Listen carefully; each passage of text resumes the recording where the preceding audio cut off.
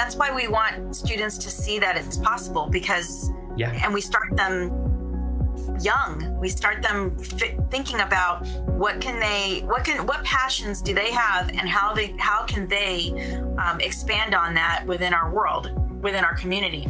So, expanding student-led innovation labs, spaces where young people design solutions for real community problems and build career pathways before they graduate. They can see how easy it is when we do that within our walls of education and learning.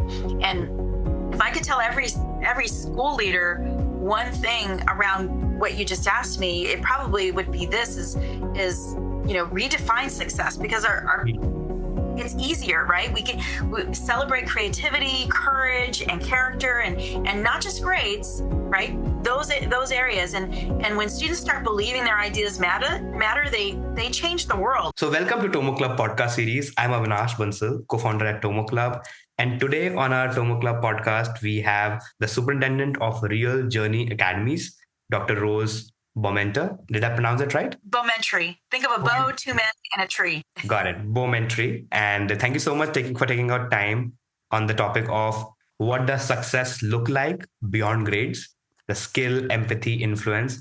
I think it's a very important topic right now, especially when the future of work is under paradigm shift and people are very confused what we should be really preparing our students for. And here you have a new mindset around entrepreneurship. I love your background on that. So welcome to our podcast today, Dr. Rose. Thank you. I'm excited to be here. So, honestly, you are believing that the old report card is obsolete in a way, right? And success isn't a letter grade, but a blend of empathy, influence, and a sheer audacity to start something new. So I really align with that thought process, because myself, I think did my first entrepreneurial gig right out of college, actually right inside the college. And it's been almost 10-15 years I've been into different startups. So like what your company, your organization vision is, that aligns really close to me. So tell me more about it. Like, how did that journey started for you, and how did you come to this vision for your organization? So actually we have two co-founders, Mr. Alex Lucero and Mr. Jason Roberts, and they're the ones who actually started Entrepreneur High. And we have 5 schools. We have 2 elementaries, 1 middle school, and 2 high schools. And I came to be the superintendent here in January of 2024. And so at Real Journey Academies, success it's more than grades. It's who you become. It's how you show up in the world. And we want our graduates to leave with 3 core skills. On an entrepreneurial mindset. So we want them to be resourceful. We want them to be creative. We want them to be willing to try again after setbacks. And then the second core skill is empathy and emotional intelligence. So we want our students to understand people and build strong relationships. And the last part is a real world problem solving mindset. So we want our students to see opportunities. We want them to use data, and we want them to take action. And when students can think big, treat people well, and turn their ideas into solutions, then they're ready for any future. So I've been, in education for a while now. And believe me, more or less every school have tried to direct themselves around these 3 pillars. Of course, the biggest difference is at some places this become really a part of the DNA, and for some it's still a fancy initiatives. So I would love to know, how did you guys make it to the part of your everyday life, and how does these words doesn't mean just those extracurricular activities, but a part of the fabric itself? How does that happen? So we are actually, we launched this beginning in March last year. And in terms of the new e-mindset, because we were really becoming traditional, and that wasn't how we wanted to start. And so we reset in March, and we did all of our PDs during the summertime with our staff, and not just our teachers, but our custodians, our office staff. And we really wanted to reset and refresh and rebrand who we were, and get back to where we started. So it was a perfect opportunity to kind of reset. And we were measuring empathy and influence, and just really reflecting on why that matters more than just memorizing facts. Because you can't memorize your way into leadership, right? You build it. And we measure empathy and influence through projects, peer feedback, teamwork, and how students handle changes. And why? Because the world needs people who can connect, care, and lead change. And knowing facts matters, obviously, and our state has dashboards and things that we have to be accountable to as a school. But knowing how to work with people, listen, collaborate, and build trust, that opens more doors than test scores ever could. No, absolutely. I think the standardized testing or the school, A to G rating, or in case of charter network, these renewals that happens 3 to 5 years, or sometimes if you through a public school district, at least in California, right? Other states have direct state board, but at least in California, it happens through a district. So it becomes a kind of conflicting in a way, because we have limited time in the school, right? We have those 6 to 8 hours. And how do you make sure that there are dedicated time slots for these kind of projects and these kind of activities, so that both is been balanced? How do you do that? Like, is there a dedicated time slots for these kind of activities? Yes, absolutely. So in our TK5, TK6, we made sure last year to embed financial literacy into our program. We took our e-mindset, the e-balance, e-knowledge, and the e-futures, and we made sure we redid our basing guides and our lesson plans, and we incorporated it into the state standards. So our students are still getting the state standards. We're still looking at CTE completion. We're still looking at the our CAS scores, obviously, and trying to have our students grow and attain higher levels according to what the society requires and what we need to be accountable. But at the same time, we have, for example, at the elementary school, we have e-humanities, e-STEM, and we have e-knowledge enhancement. And so we're incorporating career technical education and e-futures, and we're incorporating that within the classroom. At the middle school level, we have a rising entrepreneurs period. So our core teachers are also embedding e-mindset into their standards for English and math and science and social studies. However, we also have a rising entrepreneurs period where it's 26 minutes every single day except for Thursdays. And for them, for 6th through 8th graders, they're getting social emotional learning skills. They're getting they're starting to use we have a California College Guidance Initiative, CCGI, in California. And so there's a platform called californiacolleges.edu. So that's for 6th through 12th graders. So our Rising Entrepreneurs period gives us opportunity to have our students and our teachers explore careers and look at colleges 6th through 8th grade. And then 9th through 12th grade, they're also using that platform. And we have a Rising Entrepreneurs period, which is 40 minutes long. So it's longer. And that's also an area where we're able to really hone in on the skills of being an entrepreneur. And that doesn't just mean, starting a business. It's about starting possibilities for our students. And so we're teaching young people to speak up, solve problems. We're teaching them to pitch ideas, take smart risks, and adapt.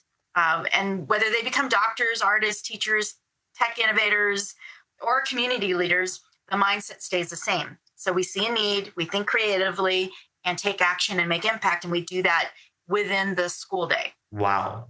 So first of all, Dr. Rose, when you said all that, I was like, my smile inside was just increasing, because the fact that you remember everything on your fingertips says a lot about it. That and the dedicated time slots that you have mentioned, absolutely love it.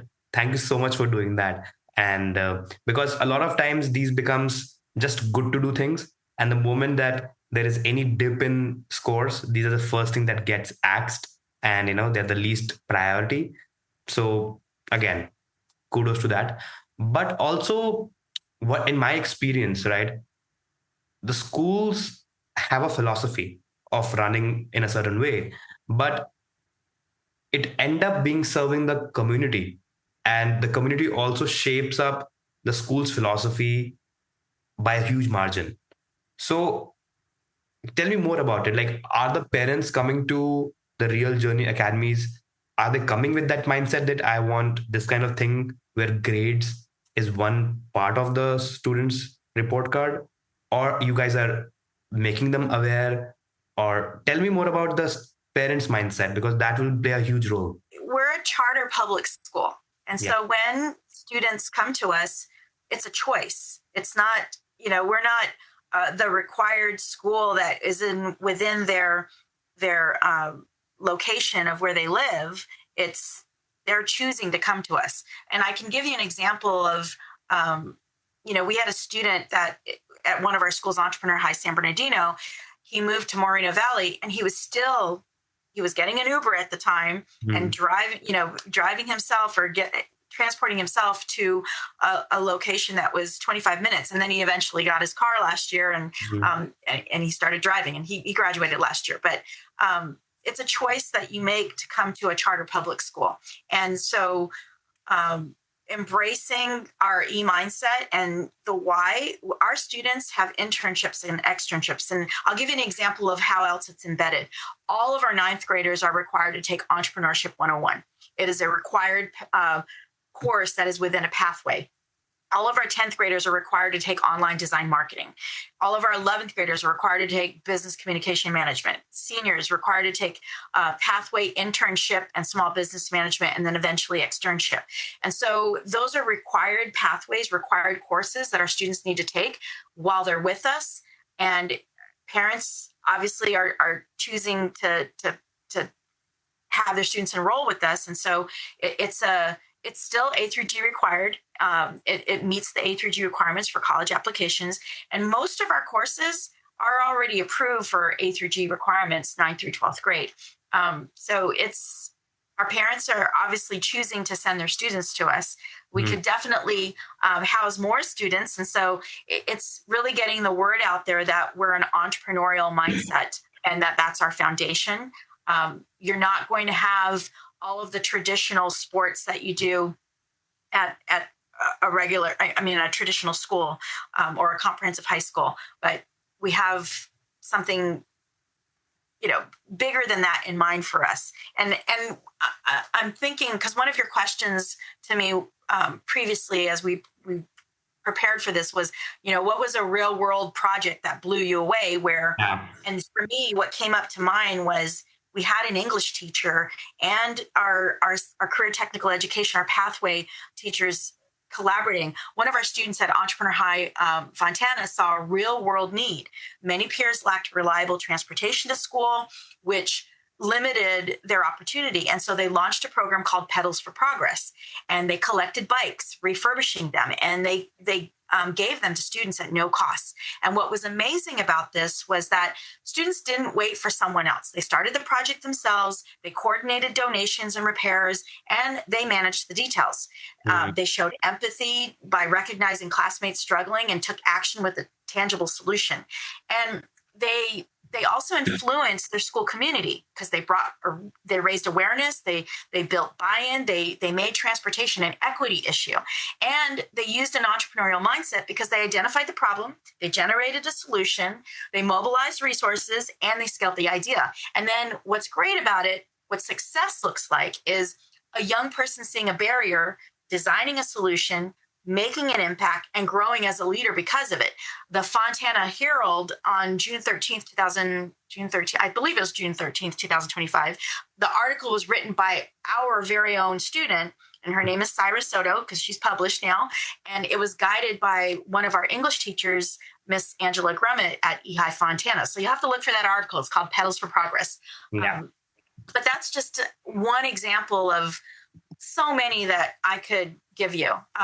Our students had an expo fair yesterday where they were selling their products on the campus, and we had external community members also sharing some of their business ventures, and so it was just a collaboration. We have another one coming up November 13th at Entrepreneur High San Bernardino, and so it would be a good opportunity for anyone to see what our kids are doing in practice. I was just going to the website of Pedal to Progress. Beautiful. Like, this is really amazing. And yeah, you're right. So I'll tell you, a lot of time, students or even adults think that why was I taught trigonometry in school? I never use it. Or why was I taught certain wars and other things which never influenced my life? And I always have an answer that it's not about having the direct application, but developing your or broadening your mindset on certain problem statement, because everything that you learn rewires your mind.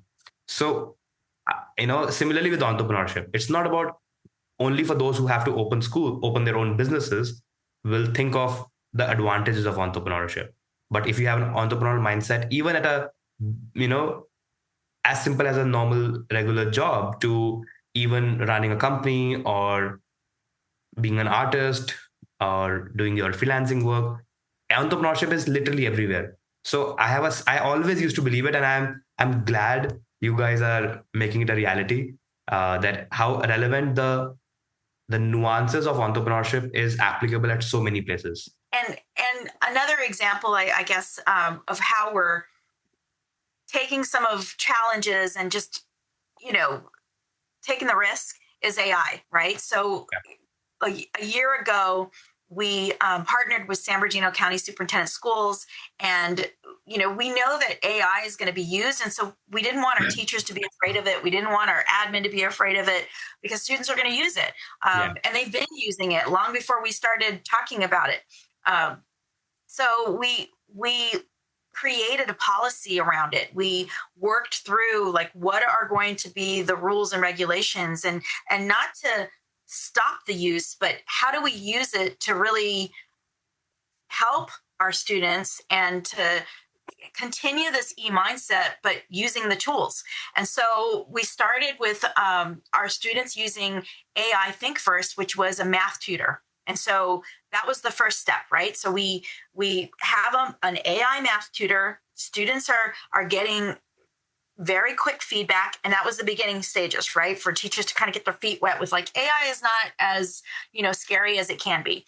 And then we started working on a task force so that we could create a policy, and what are the other ways that we can use it as a teacher, as an administrator, and as a student. So our students aren't just using AI, they're learning to lead with it. They're building business plans using AI tools, they're designing logos, they're practicing financial forecasting, and they're even prototyping ideas. And so we also teach them to use AI ethically, responsibly, and creatively, because the real power isn't the technology, it's the human who knows how to use it to solve problems. No, absolutely. I love that. And I think when you're addressing something upfront, there's a higher chances that, we will hit the right chord rather than, being dismissal about it or waiting it out for, state to come with bill or a mandate to come from the government. Or I think it's always better to be proactive, because then you have much more rooms to make changes, because this AI policy, whether at the teacher level or student level, it has to constantly evolve. It cannot be fixated. And that's one of the challenges that maximum schools are facing, that they do something and within 2 months they're like, oh my God, we have to do it again. So how do you constantly keep on developing that is very important.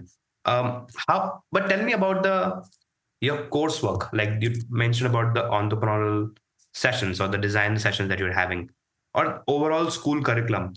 How has that been impacted with AI? Have you done some modifications, some new inclusion? Tell us more about that. Are you thinking to do that?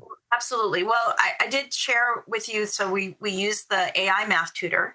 Right. We also we have an education pathway. So we have various pathways that our students. So we've got the required ones, which is entrepreneurship, self-employment, and also business management. So we've got the required course pathways, but then we also have culinary arts. We have education pathway. We've got intro to logistics, and and production management. We've got video, audio production. So in each of those pathways, our students are learning how to use AI tools to help enhance and to help them just be tech driven and creatively use it to just know how to solve problems. And so it's embedded within our teachers using it, and also just teaching how to use it ethically and responsibly and creatively as well. No, absolutely. I think again, great points. If you're doing literally so many courses and you have AI tools in it, so who is doing it? Do you have internal team who is researching and updating, or how do you do that? We started with a task force, and that task force encompassed our IT, our teacher. We had teachers from each of the sites participate. We have, we have administration that was involved, and so our directors at the RJA level, which would be similar to district level. So we had a variety of stakeholders be involved, and they provided us feedback. They would try certain activities, use of different tools. So like, for example, Magic School and Canva, and just various different tools out there that, and based on that, that kind of took away the fear of the use of it, because we showed how they could use it within their roles and responsibilities. And it's not a matter of just plugging something in and prompts and then be done with it. You actually have to be very clear and concise, and you have to review it. So it's been a year now that we've been on this journey, and then as we find things that are either new or that might need some adjustment, then we make the adjustments as necessary. And then we're learning too, because our students teach us. Yeah. So as something new pops up, then we're like, okay, we need to reconvene and figure out how do we take this data and continue to lift our students in an AI world. So we look at local dashboards, and that helps us track progress. We spot our gaps early, and then we make sure that every student, every background, every pathway gets the support that they need to succeed with the AI world.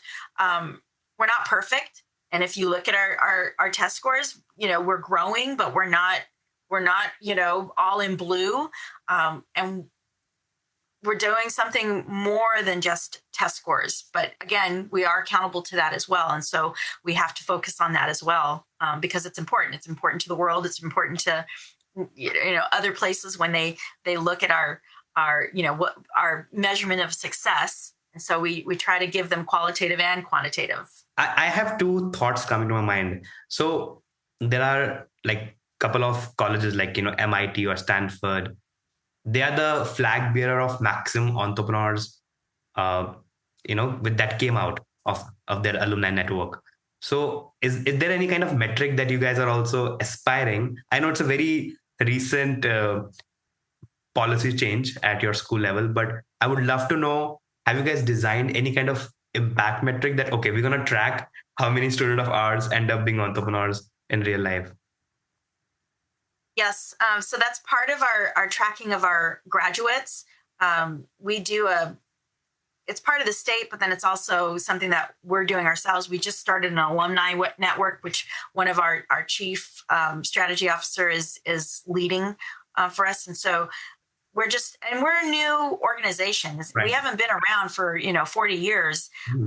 We had our first graduating class for Ehi Fontana in 2024, and then so we're a fairly new organization. Even though we've been in it for a few years, we're still new comparatively to districts and things like that. And so yes, we're constantly finding ways to improve our practices, and how do we track where students went and what they're doing in life.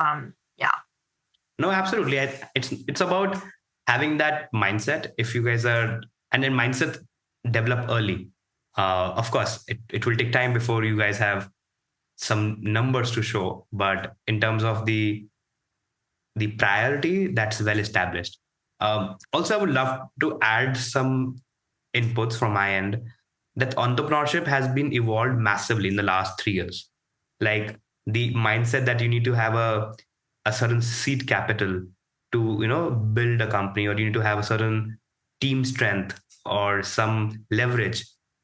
Like right now, all the entire entrepreneurial literature, it's been challenged at the core.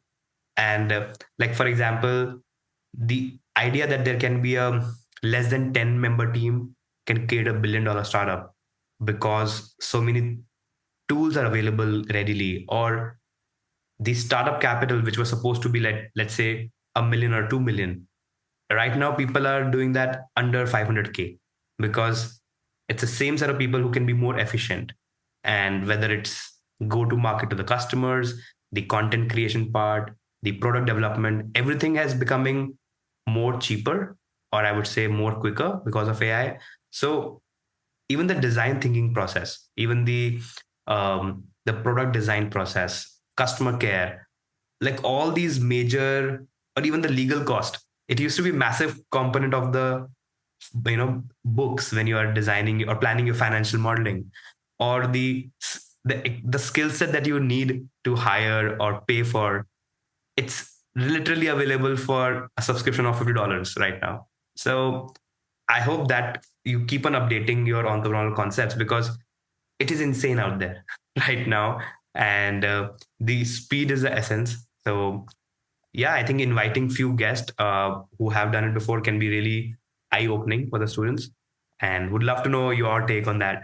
I think that's why we want, that's why we want students to see that it's possible, because, Yeah. and we start them young. We start them thinking about what passions do they have, and how can they expand on that within our world, within our community. So, expanding student-led innovation labs, spaces where young people design solutions for real community problems and build career pathways before they graduate. That's They can see how easy it is when we do that within our walls of education and learning. And if I could tell every school leader one thing around what you just asked me, it probably would be this: is redefine success, because our Mhm. it's easier, right? We celebrate creativity, courage, and character, and not just grades, right? Those areas. And when students start believing their ideas matter, they change the world. And so I think taking how the ease of starting a business and the ease of pitch contests and things like that, and incorporating it into our assignments and our project-based learning, that allows for them when they leave us think that, oh wow, I could totally do this, right? And we've had students do that. I just talked to a student today at Ehi Fontana, and he just shared with me that I did these assignments because I wanted the school to help support me with these particular assignments of starting a business and pitching it. But on the side, Dr. B, I just want you to know I'm doing this. And I found that my family, my friends, they'll pay me to fix different things, and I'll go and find out how to do it, and they'll pay me $20 for this. And so I've kind of done this on the side where I've advertised my services, and it's actually being lucrative on the side. And I shared with him, his name's Elijah, and I said, Elijah, like, that's what you got to bring into school and work on that, because you're doing an assignment, but your passion's over here. Bring your passion in and start working on that, because then when you leave us, it's going to be even bigger than it already is right Yeah. now with the time that you've been spending on it. So I don't know if that kind of ties into what you're asking, but I Yeah. felt like that's how I aligned it with it. No, absolutely. I think that agility that you are bringing up with the possibilities, that's all about entrepreneurship. And also, one more aspect, I always believe um, that emotional safety can actually impact a lot of student capacity for risk taking, or having that innovative mindset. So, and of course, if a student is afraid, they won't try, right? Right. How do you build that safe space around these multiple campuses that you have? So that's why it was really important for our mindset to have not just e-knowledge, e-futures, but the e-balance piece to it. And Okay. that's what you see in the wheel behind Yeah. me, because you can't innovate if you're afraid to fail, right? So we build schools where students feel valued, they're seen, they're safe to try. They fail and they try again, and through belonging centered practices, Mhm. student voice, restorative approaches, we create spaces where students can take risks, they can explore ideas, and they can trust themselves. And when young people feel safe, their creativity rises and their confidence grows. And that's the foundation of entrepreneurship. So we have e-balance spaces. We have much support. We have school social worker interns, school counselor, school counseling interns. We have wellness coaches and that's part of our e-balance, but also the e-balance piece within the core classrooms and our career technical education classrooms is just, try. If you fail, try again. And so it's really important. And we're incorporating that in everything that we do, not just our rising entrepreneurs period, but our core classes as well. And that helps our students become creators and innovators. Wow, I think that's absolutely bang on money in that way. And anything else that we didn't discuss about the school philosophy or school working style that you would like to share with us? I'm excited that you're bringing this up to the surface. I'm excited that other leaders, I might be able to learn from other leaders because I'm going to watch your podcasts and learn from others. And I just really appreciate this time with you to kind of share our Real Journey Academy story and what we're doing. And again, by no means are we a perfect organization, but at least we are banding together to try to create rising entrepreneurs and unleash entrepreneurs when they leave us, and knowing that the three components are important in this work. We even have we have something called ROE. We created, like, what does our rising entrepreneur look like, Mhm. uh, and we named the person ROE, which is return on investment. Okay. But our students are, our students are the rising entrepreneurs, and at some point we're going to unleash entrepreneurs. Yeah, no, I believed so. I think, especially now when a lot of people are thinking about college as not the obvious choice after high school, and that trend was always there, but now it's even more accelerated. So there can be some movement where people start competing at the school level, that who releases the maximum of entrepreneurs. So I think you guys are definitely early to the party, and of course you have the first mover advantage on that end. um, so there is one thing that we always do at these kind of podcasts.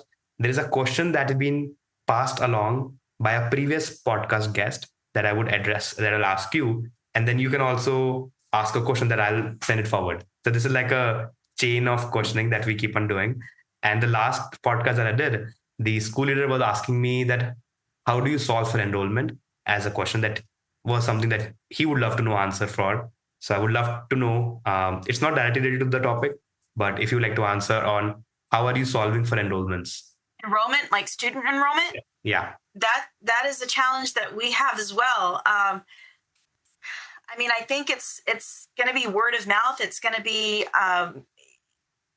again, going back to our three components of e-balance, e-futures, and e-knowledge. It's about marketing. It's about spreading the word and letting people know about what we're doing at our school. Enrollment is a challenge for us as well, and it's an even bigger challenge for a charter public school because it's a choice to come Yeah. here. So if people don't know about what we're doing, or there's a miscommunication of who and what we are, Yeah. then that might affect our enrollment, because they can choose to go to their homeschool. And so I don't know if I have the 100% answer for that, because it's something that we're also working on within our walls. But I think what has been successful, and I can tell you an example of one of our schools, our elementary school in Moreno Valley. During the summertime, our principal took time and called every single parent that was already enrolled, Mm. and and said, "Hey, I just want to welcome you back to the new school year." and if they had attendance issues in the past, then, these are the supports we'd like to start before we even start school. And, her enrollment is amazing. We've got over 700. I mean, we've got over 600 students there. So I think relational skills, emotional intelligence, reaching out to parents, and just building relationships with our students and our parents. I think that helps. It's not the number one answer because, again, we're struggling too with enrollment, and we need to retain the students as well. Yeah. If they're looking for a more traditional type of school with all the different sports and all the bells and whistles of a traditional school, then they might not choose to attend with us. So it really needs to be someone that is interested in our culture and our climate and what we stand for in terms of our mindset, our entrepreneurial mindset. No, absolutely. I think knowing that your school may not be a good fit for a certain audience is equally, or I would say more important than who is it relevant for.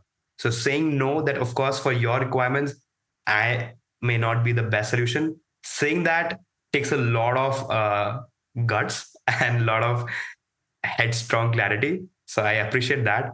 And to let you know, even the public schools right now are gonna face the parent choice problem because of the private voucher system that's gonna. So all the public schools are also facing that heat that they cannot have guaranteed enrollments just because they are in the neighborhood. So I think that fair market competition is going to become a norm in education. So yeah, I would say schools who have already done their homework will have a much more probability to thrive than who didn't do for 40, 50 years and now have to do it all of a sudden.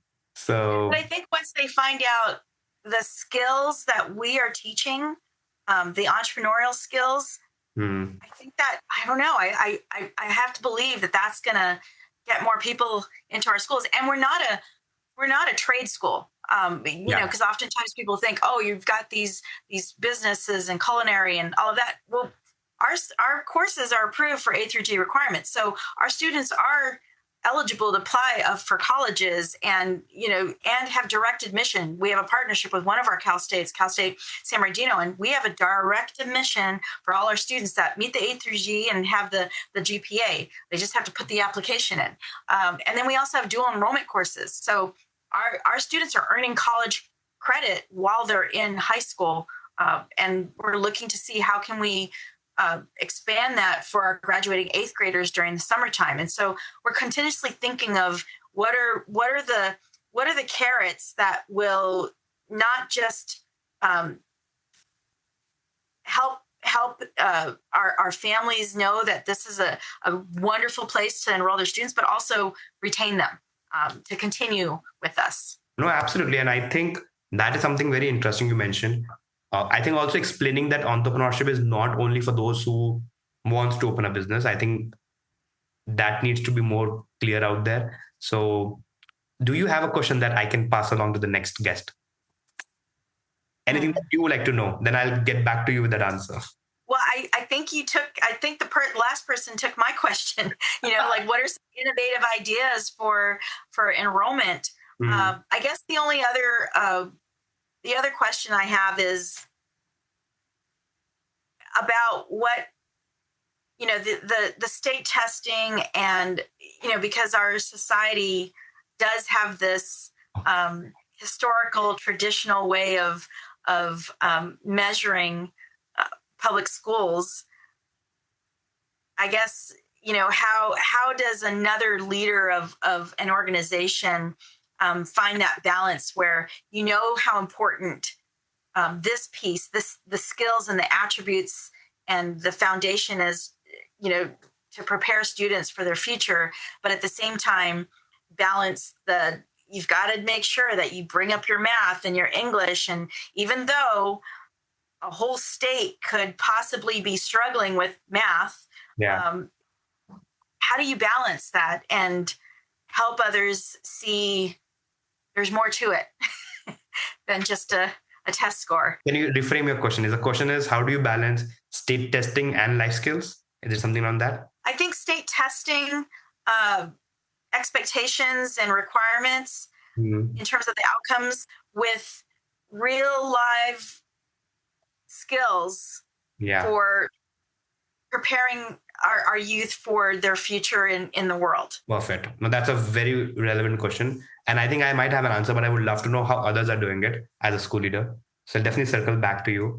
And any referral that you have that you think this person I should definitely talk to in your network. Oh wow, there's so many amazing people in this world of education. Um,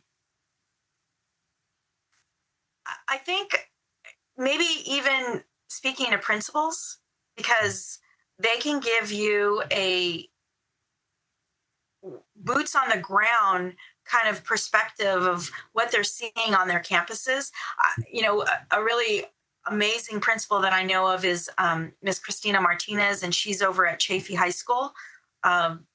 She just has I don't know, she has a balance about her, and she would be, I think, a good next guest. Perfect. No, I'll definitely reach out to her, and or you can, if you're connected, it'll be amazing. But thank you so much, Dr. Rose. I think we did cover up a lot of very interesting points, and I think this content may definitely help and reach out to direct school leaders and parents also, and they consider Real Journey Academy as a part of their next step for the child. So all the best for that. Thank you so much. Thank you for your time.